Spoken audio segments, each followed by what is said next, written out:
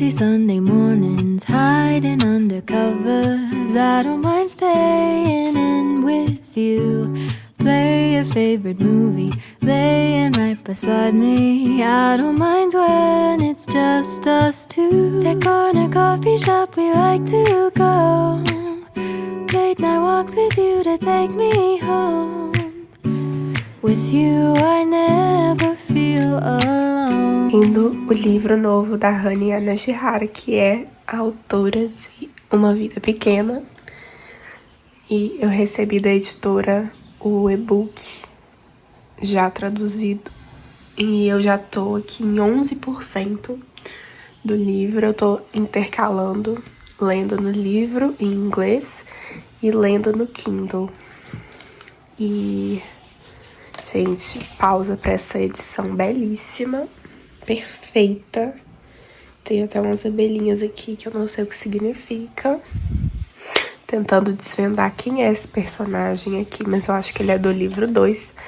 Esse livro é separado em 3 livros e eu tô no livro 1. E agora, o que eu tava fazendo? Eu vou passar as anotações que eu marquei no e-book pro livro e fazer algumas outras anotações. E é isso.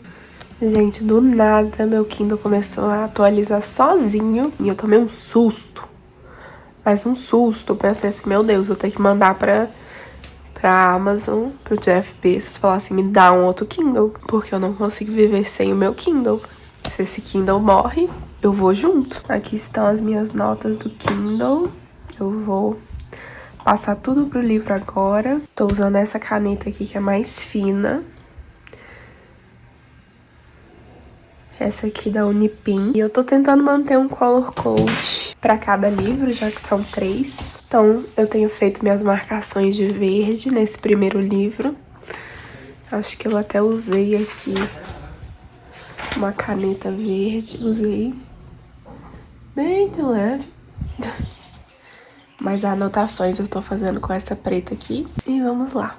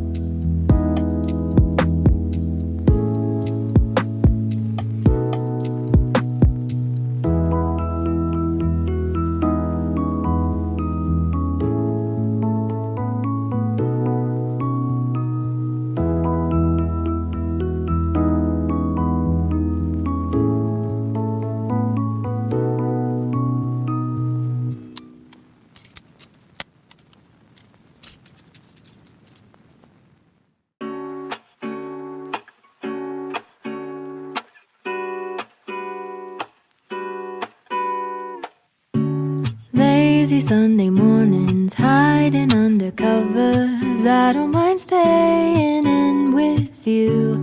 Play your favorite movie, laying right beside me. I don't mind when it's just us two. That corner coffee shop we like to go. Late night walks with you to take me home. With you I never feel alone.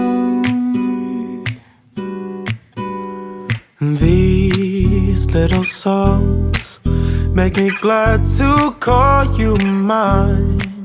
And you have got my head in the clouds. Oh. 1, 2, 3. All that I need is your body next to me on rainy days. Just need your company, don't need too much. Just your simple love and it's everything. The simple joy of hearing your voice every morning. I wake to a kiss on my face, so I don't need too much. Just your simple love and it's everything.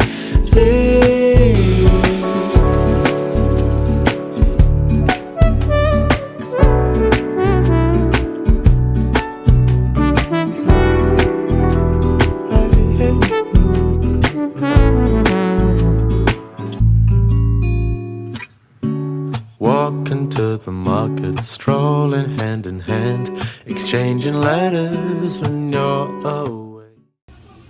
Gente, geralmente eu faço essas marcações com régua. Essa reguinha mesmo das flags. Mas, quando eu fico com preguiça e faço assim, olha a diferença. A menina não tem coordenação motora na mão. Eu tô usando essas duas canetas. Essa aqui da Unipin, ela é mais fina, tá vendo? Eu uso pra escrever. E essa daqui tô usando pra marcar. Olha como o traço fica melhor com ela. Essa aqui eu usei a outra. Essa aqui é a da Bic Intensity. Muito boa. Tem na Amazon, tem em todo lugar. Oi, gente! Começando mais um vlog de leitura. Dessa vez estamos lendo uma bomba, hein? Uma bomba boa. Melissa, mas por que uma bomba? Eu lá sei que efeito esse livro vai ter sobre mim, se eu vou precisar de terapia. Inclusive já está marcada para essa semana, tá? Eu não faço a menor ideia. Resolvi ler o novo livro da Hanya Yanagihara. Pra quem não conhece a Hanya, ela é a escritora de Uma Vida Pequena, que é só o livro mais devastador e incrível que existe na face da Terra. E a gente vai descobrir neste vlog se ela conseguiu superar o feito de Uma Vida Pequena, que eu acho pouco provável, mas eu também não vou ficar comparando as duas obras. Eu vou analisar To Paradise de uma forma diferente de Uma Vida Pequena. Eu não tô esperando muitos choros, mas se eles vierem vai ser bem-vindos.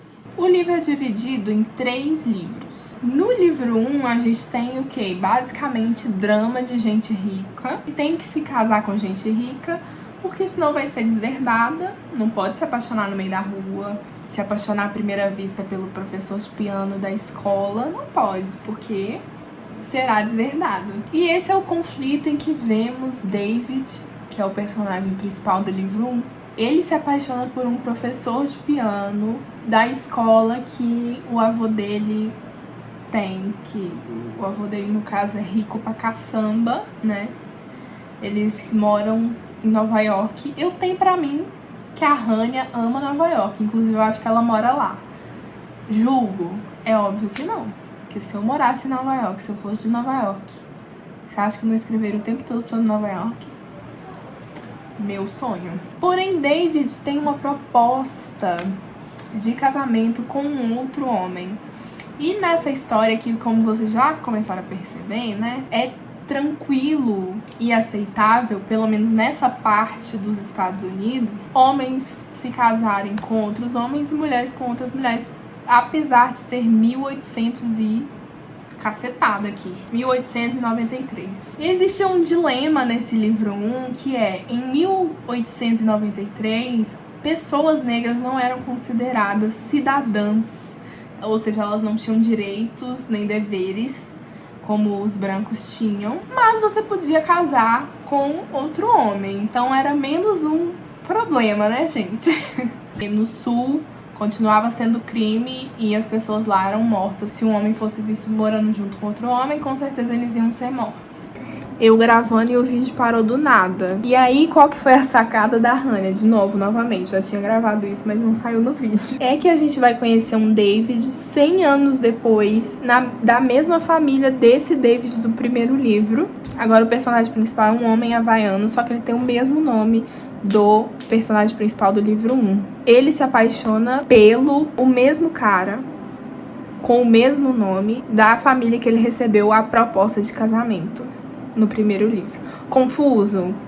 Sim, estamos. Então, a sacada é que esse livro 2 acontece 100 anos depois, ou seja, a gente tá vendo, talvez, reencarnações? Não sei. E agora a gente vai descobrir por que o pai do David tá morrendo. E eu sinto que vai ser uma parte triste, gente. Eu sinto que vem traumas por aí. Preparados? Não. Já marquei psicóloga. Então é isso.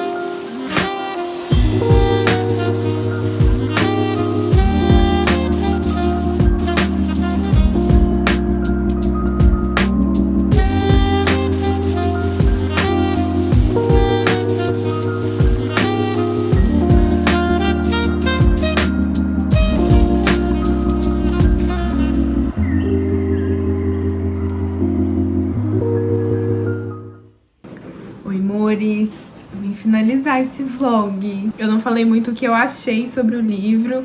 Vou até pegar ele aqui, porque ele tá aqui há um tempão já. Eu marquei tudo isso bem tranquilo. Mostrei pra vocês, né, tanto de coisa que eu marquei. E o que falar sobre To Paradise. Quem já me segue há um tempo sabe que eu sou muito fã da Hania. Ela escreveu Uma Vida Pequena, pra quem não conhece, a Hania Yanagihara. Ela escreveu Uma Vida Pequena, que é um dos meus livros favoritos da vida, assim, a gente ama um colapso mental. Em To Paradise, eu vim esperando o colapso mental, mas ele não veio, ele não chegou. Tudo bem também, eu não tava esperando Uma Vida Pequena 2.0, eu tava querendo um livro novo, uma narrativa nova. O livro, ele é enorme. Isso dificultou demais a minha vida. Porque, quer queira ou quer não, é muito difícil você engajar uma pessoa a ler 750 páginas de um livro que não acontecem acontecimentos muito bombásticos. Então, esse livro, ele é dividido em 3 livros. E a primeira história é, assim, um sabor, gente, um sabor. Eu acho que o que mais me incomodou nessa história é que não tem um final. Pra quem não gosta de livros que não tem final, gente, eu não aconselho, porque assim, você vai passar raiva. Você vai ficar imaginando o que aconteceu e só dá pra fazer isso, só dá pra imaginar. No primeiro livro a gente tem o David. O David está presente em todas as histórias, porque é como se fosse uma extensão de família, como se fosse uma árvore genealógica que vai 1893 até 2093, no livro 3. Gente, e o livro belíssimo, né? Não tem nem o que falar dessa edição. Perfeita. Investiram bastante e valeu a pena. Agora, no livro 1, nós conhecemos o David, igual eu falei pra vocês, ele tá vivendo um romance com um tal de Edward, que também aparece em outras histórias com personagens diferentes, óbvio. É como, a sensação que eu tive é como se fossem vidas passadas sendo contadas. Então, nesse primeiro livro seria as vidas passadas dos livros posteriores. E aí você tem meio que um triângulo amoroso no primeiro livro, porque também tem o Charlie. O Charlie também está presente em quase todas as histórias, e são os 3 nomes que aparecem sempre, juntamente com o sobrenome Bingham Griffith. No primeiro livro a gente então tem essa história que é maravilhosa, meu Deus. Se você quiser ler esse livro, leia pela escrita, porque a escrita é perfeita. A escrita é impecável, deveria ser monumento internacional de cultura, de referência, de tudo, porque é perfeita. Porém, a história deixa muito a desejar. Eu adorei ler a história, saber como que ela ia se desenvolver, porém, já comecei a ficar triste no livro 2, que agora a gente tá no Havaí. E a minha teoria seria de que os personagens realmente conseguiram fugir e chegaram em Los Angeles, e depois disso foram pro Havaí, ajudando a meio que colonizar aquela área, e ela deixou de ser uma área independente. O livro 2 fala muito sobre isso, sobre a independência do Havaí e como eles entregaram o país para os Estados Unidos, inclusive fizeram de um estadunidense o rei deles, sendo que eles tinham reis havaianos. E eu não conheço muito bem da história do Havaí, eu fiquei até com vontade de conhecer, mas me parece que é uma crítica social ao que aconteceu no Havaí, o livro 2. E a gente se perde muito nessa crítica ao longo do livro 2, e quando a gente chega no final, que é muito emocionante, você já tá de saco cheio. Você já não tá aguentando mais, você só quer ler o final mesmo. E aí vamos pro livro 3, que na minha opinião tinha potencial para ser um dos mais interessantes. Na verdade, o meu preferido é o livro 1. Mas o livro 3 tinha muito potencial, porque ele já entra numa fase ficção científica, já em 2093, então há falta de recursos, você teve vários, e aí eu acho que a Hania se inspirou muito no Covid, na época da pandemia. Então, depois do Covid, tiveram diversas cepas e diversas viroses, diversas pandemias. E com isso há um colapso da sociedade, há um colapso da economia, e pelo menos nos Estados Unidos, que é onde mostra aqui, há um colapso total dos direitos das pessoas. Então, há campos de concentração nesse livro 3. Foi a forma que o governo encontrou de controlar as doenças, mas a gente sabe que, na verdade, isso não faz diferença, né? O livro 3 tinha esse potencial de ser um livro de ficção científica por si só da Hania, mas ela escolheu juntar essas 3 histórias sem um objetivo muito claro no final onde que ela queria chegar com esses personagens. A gente também não vê muito uma resolução. Todos os finais, eles têm um quê de multiverso. É como se pegue esse caminho e você vai parar em tal lugar. Por exemplo, no livro 1, a minha opinião, assim, na minha cabeça, o que aconteceu é que o Edward enganou o David e pegou todo o dinheiro dele. Mas existe o caminho de que talvez o Edward realmente gostava dele, estava falando a verdade, o que não parecia, e eles ficaram juntos pra sempre. No segundo livro, a mesma coisa. O David foi visitar o pai dele que estava morrendo ou não? E no terceiro livro, a Charlie, que aí já é uma protagonista menina, a Charlie conseguiu fugir desse governo ou não conseguiu fugir e morreu? Ou foi presa? A gente não sabe. Mas, no geral, a história é muito, muito interessante. Vale super a pena. E senão não teria marcado tudo isso, né, gente? A escrita é belíssima, é assim, impecável. O primeiro livro, pra mim, é uma obra de arte. Se a Hannah quiser escrever, como que fala? Sequels. Se a Hannah quiser escrever o resto dessa história, eu estarei aqui para ler. Então é isso, gente. Eu espero muito que vocês tenham gostado desse vlog. Se inscreve no canal para não perder nenhum vlog. Me conta se você quer ler esse livro ou não. Um beijo e até a próxima.